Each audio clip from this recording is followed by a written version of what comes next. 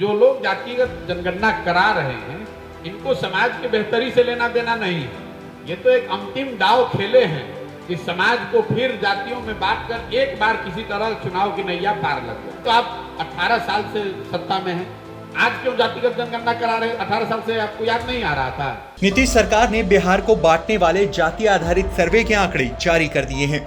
शिक्षा, स्वास्थ्य, रोजगार, कानून व्यवस्था, जीडीपी के मामले में भले ही बिहार देश में सबसे फिसड्डी हो, लेकिन मौजूदा सरकार बिहार को इस दलदल से निकालने के बजाय उसे जाति के दलदल में और भी ज्यादा गहराई तक धकेलने की तैयारी कर ली है। अगर जातिगत जनगणना आप कराएं, जनगणना आपके विषय का, राज्य सरकार का विषय ही नहीं। आप जनगणना नहीं करा रहे हैं, आप सर्वे करा रहे हैं। हालांकि इस जातिगत सर्वे का राजनीतिक पार्टियां शुरू से ही विरोध करती आ रही हैं।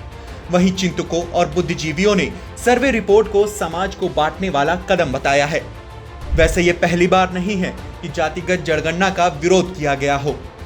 1931 में पहली और आखिरी बार जब ब्रिटिश सरकार ने जातिगत जनगणना करवाई थी, तब कांग्रेस ने इसका विरोध किया था।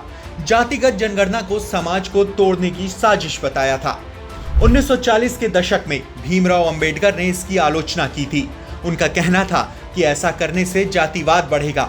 हालांकि द्वितीय विश्व युद्ध के कारण 1941 में यह जनगणना नहीं हो पाई थी। इसके बाद जब आजाद भारत में पहली जनगणना की तैयारी शुरू हुई, तो देश के पहले गृह मंत्री सरदार पटेल ने विरोध कर दिया था।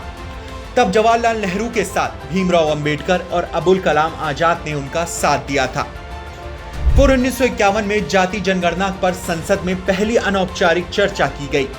तब भी देश के प्रथम पीएम जवाहरलाल नेहरू ने इसका विरोध किया था। इसके बाद इंदिरा और राजीव सरकार ने भी जातिगत जनगणना को तवज्जो नहीं दी। वक्त बीता और यूपीए 2 का दौर आया। इस सरकार में लालू प्रसाद यादव और मुलायम सिंह यादव जैसे ओबीसी नेताओं ने मनमोहन सरकार पर जातिगत जनगणना कराने का दबाव बनाया। मनमोहन सरकार ने 2011 में 4,389 करोड़ रुपए खर्च कर सामाजिक आर्थिक जाति जनगणना करवाई, लेकिन इसके आंकड़े नहीं जारी किए गए। पी चिदंबरम, मीरा कुमार, अजय माखन जैसे नेताओं ने इसे अव्यावहारिक करार दिया था। जो पार्टी कल तक विकास के नाम पर सत्ता में आने की बात करती थी, आज वो भी जाति के रास्ते सत्ता हासिल करने का रास्ता तलाश रही है। हाल में कांग्रेस नेता राहुल गांधी ने 25 सितंबर को छत्तीसगढ़ के बिलासपुर में कहा था कि कास्ट सेंसस हिंदुस्तान का एक्सरे है। इससे पता लग जाएगा कि देश में ओबीसी, आदिवासी और सामान्य वर्ग के कितने लोग हैं।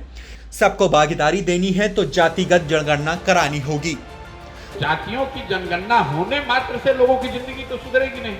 13 करोड़ लोग, बिहार के जो लोग हैं वो देश के सबसे गरीब और पिछड़े हैं।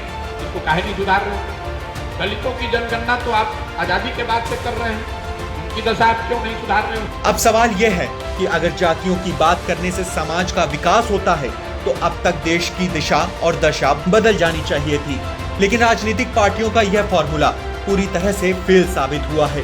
हकीकत यह है कि जिन जातियों के नाम पर दशकों से राजनीति की रोटियां सेकी जा रही हैं, आज तक उनका भला नहीं हो पाया है।